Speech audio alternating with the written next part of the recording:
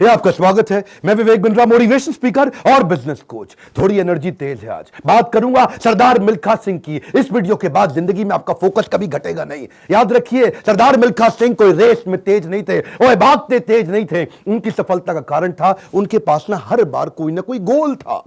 पहली बार सरदार मिल्खा सिंह क्यों जीते? इसलिए नहीं जीते कि भागते तेज थे, इसलिए जीते क्योंकि उनको दूध का गिलास चाहिए था। कोच बोला उनको, ओए फटीग माफ हो जाएगा और एक्स्ट्रा डाइट के लिए बड़ा गिलास दूध का मिलेगा। रेस में भाग नहीं पा रहे थे, पेट में दर्द हो गया, नीचे गिर गए। दोस्त बोला, ओए भागो और दूध मिलेगा। और दूध दूध दूध दूध दूध दूध दूध दूध दूध दिमाग में ना एक क्लियर फोकस आ गया था। ये फोकस बड़ी कमाल की चीज है जी। फटीग छोड़ तरने दूध मिलेगा, दूध। जिधर आपका फोकस है आप वही बन जाते हैं। जहां आप फोकस करते हैं, जैसा focus is your life. Bill Gates बोलते थे, मेरी सफलता का कारण क्या है? मैंने बड़ी कम चीजों पे फोकस किया। और उसके बाद दूसरी बार रेस इसलिए नहीं जीते कि भागने में तेज थे, इसलिए जीते क्योंकि उनको इंडिया की जैकेट पहननी थी। फितूर सवार हो गया दिमाग में, इंडिया की जैकेट पहनूंगा। और जी मैं इंडिया की जैकेट पहनूंगा। चैंपियन मिल्खा सिंह हाजिर हो।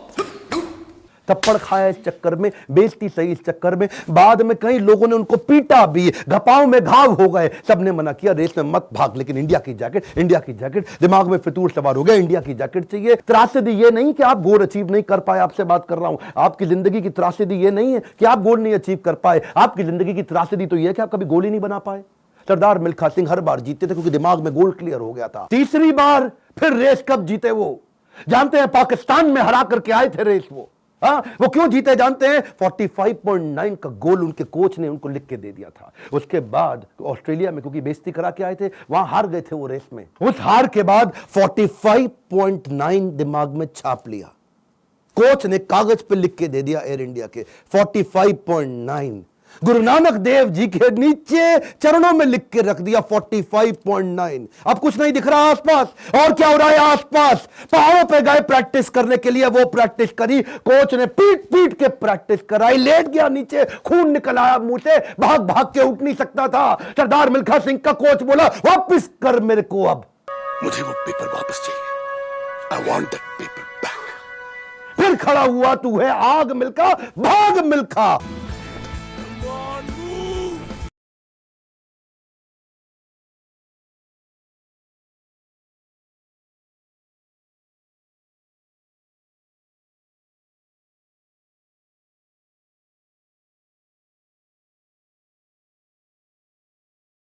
लिखो, अभी लिखो। आपसे बोल रहा हूं, आपसे फायदा नहीं। क्यों टाइम वेस्ट कर रहे हो अपना? अगर अपना 45.9 डिसाइड नहीं किया, मेरा अपना डिसाइड हो चुका है, मैं कर चुका हूं। आपसे पूछ रहा हूं, कैसे अरुणिमा सिन्हा माउंट एवरेस्ट पार कर गई? 8848 की हाइट उसको पार करनी थी। इसका 45.9 सेकंड क्लियर था। आपका गोल क्या है? हर बार वो रेस ऐसे ही जीता। पाकिस्तान में भी जब रेस हरा के आया ना, तो उसके मन में लक्ष्य था कि मेरे नाम पे एक दिन देश में छुट्टी होनी चाहिए। अपनी गर्लफ्रेंड को प्रॉमिस किया था उसने।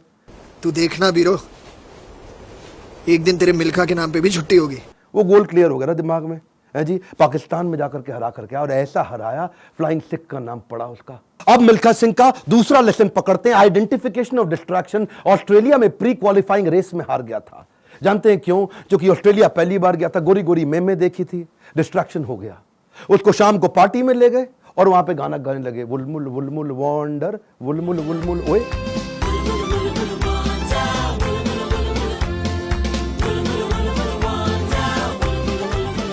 पूरा म्यूजिक में दिमाग घूम गया, बियर पे बियर चले चली जा रही है। प्री क्वालिफाइंग रेस के अंदर हार गया, डिस्ट्रैक्शन पकड़ में आया उसको। एक बात बताएं, डिस्ट्रैक्शन और डायरेक्शन इनवर्सली प्रोपोर्शनेट है। जब डायरेक्शन तेज होगा, डिस्ट्रैक्शन खत्म हो जाएगा। जब डायरेक्शन खत्म होगा, डिस्ट्रैक्शन ज्यादा हो जाएगा। डिस्ट्रैक्शन हटाने के लिए डायरेक्शन क्लियर चाहिए। मिल्खा सिंह समझ गया, एक बात उसको क्लियर हो गई, जिस चीज को ना बोलना है तो ना बोलना है। गोल क्लियर होना चाहिए, पहला point. One more time, come on. क्या? उसके बाद वापस आया और उनके अपने देश की बड़ी खूबसूरत देवी जी उनके पास फिर से आई थी स्विमिंग पूल में, और बड़ी मुस्कुराते हुए आई उनके पास। देखा नहीं उनकी तरफ, क्या बोले? जी आपकी गलती नहीं है, दिक्कत मेरी है जी, मैं डिस्ट्रैक्ट हो जाता हूं, धन्यवाद जी। हाँ, और देवी जी को प्रणाम करके निकल गया वहां से मिल्खा सिंह। क्यों जानते हैं? Identification of distraction. आपकी जिंदगी का डिस्ट्रैक्शन आज आइडेंटिफाई करो।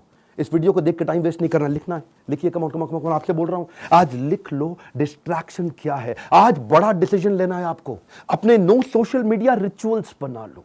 सोशल मीडिया कितना यूज करना है वो आप पहले ही डिसाइड कर लो। एक ट्वीट, एक ईमेल, एक नोटिफिकेशन, एक शेयर चैट, एक टिकटॉक का गाना, ऐसा ऐसा करके। पिछली बारी बताया था ना आपको नेपाल वाले वीडियो में, तेरी प्यारी प्यारी अखियां,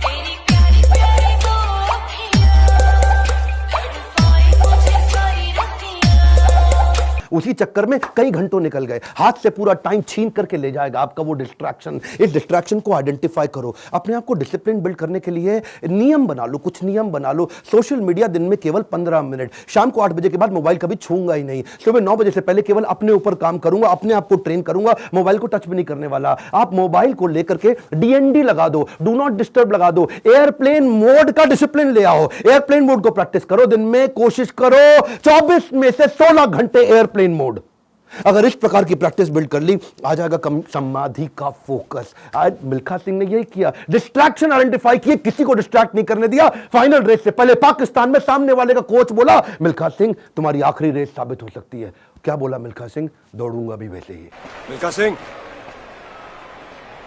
ये आपकी जिंदगी की आखिरी रेस साबित हो सकती है।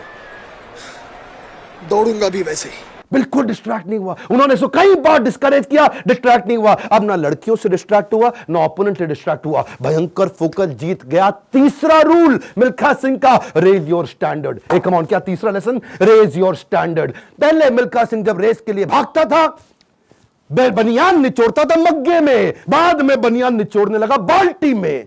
इतना पसीना निकाल दूंगा कि बाल्टी में निचोड़ूंगा। बदल दिया जी, मग्गे से पहुंच गया बाल्टी। Raise your standard. आप आज जो भी कर रहे हैं, come on, keep improving yourself.